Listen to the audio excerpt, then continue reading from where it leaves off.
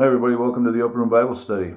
I'm going to talk a little bit about this coronavirus and what's going on around the world.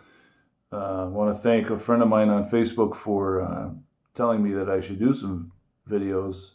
I prayed about it and studied a little bit, and I felt the sort of spirit put it on me to do so as well. So here I am. I'm going to try and keep them down to 10 minutes each if I can. This would be one just giant long sermon, and so I'm going to break it up in pieces. So hopefully it'll actually be watched. This coronavirus that's going on around the world, it's really making an impact on people, and I kind of want to show the comparison where when the antichrist comes. When the antichrist comes, everybody's going to fall right into whatever it is this individual is speaking about. And just like it is right now, the coronavirus is around the world, and you see how the whole world is coming together. The world is all in one accord. Everybody is saying to stay home and not to go to work if you don't have to, and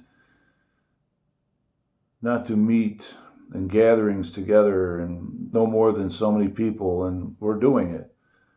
But we're doing it because it actually makes sense. It actually is going to be helpful in whatever will prolong society and make us a healthy nation whatever nation we live in.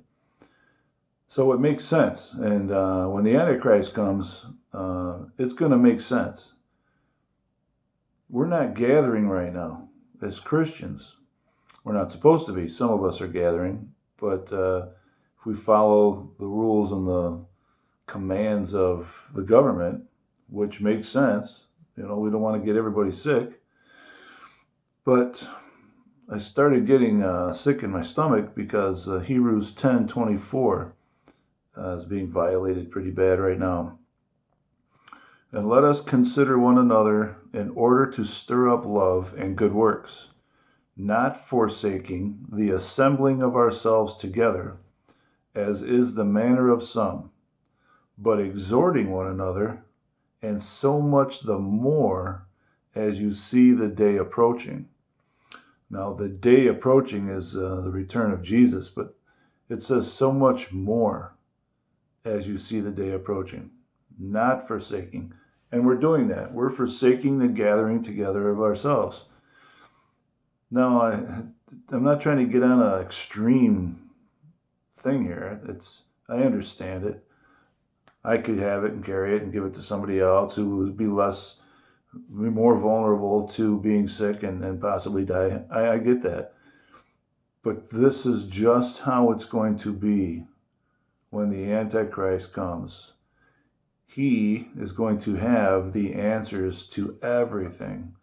It's going to make perfect sense. People are going to start to follow him because why wouldn't you? Just like this coronavirus, why wouldn't you isolate yourself? It makes sense. Just stay home. Everybody went out and prepared for it, and they're all staying home. I drove to work.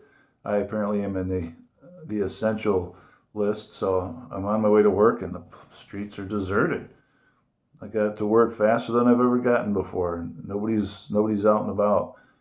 And they're all at BJ's buying cleaning supplies and toilet paper, but we're doing it, and they're enforcing it. In some places, it's even more so. I just saw our governor speaking of, we're not going to put up blockades and tell you can't leave certain areas, but we're doing what they're telling us to do, which is good and lawful. You're supposed to.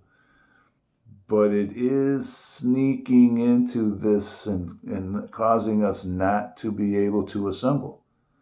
And the devil is not stupid. He'll do exactly that. He'll cause things to be just like he did with Eve.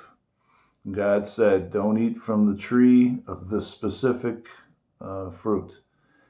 No problems. They didn't. But then one day, Satan came along, in the form of a serpent. He used the serpent because the serpent was more cunning than the rest of the animals.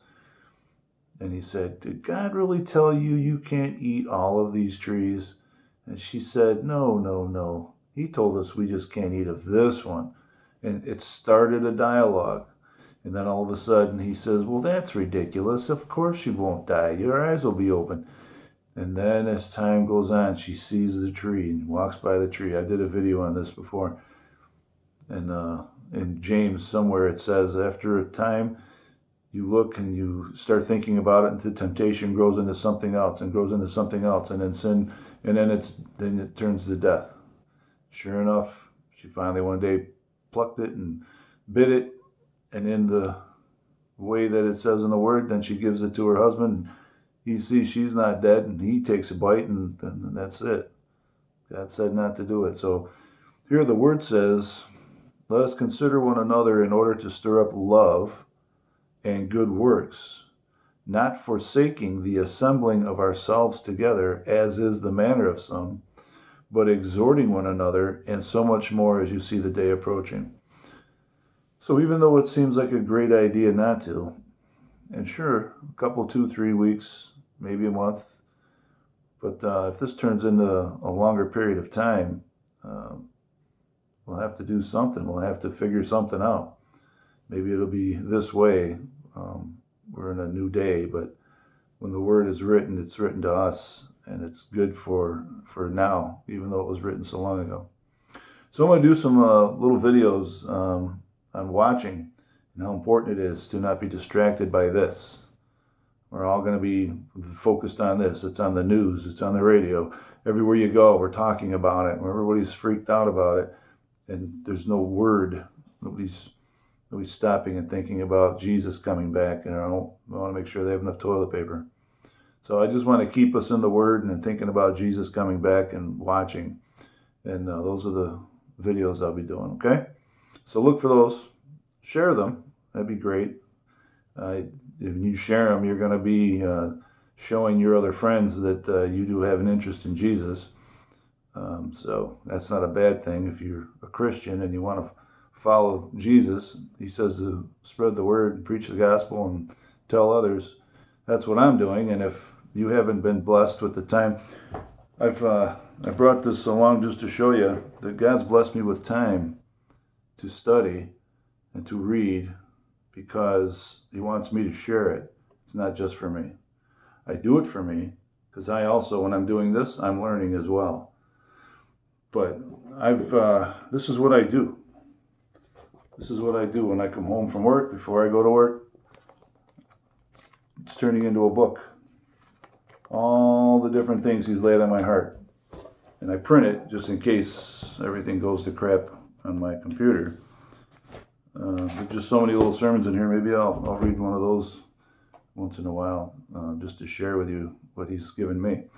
But for this time, for the coronavirus and what he's brought into my heart for that, I'm going to do some videos on that. Okay? See you in Bible study.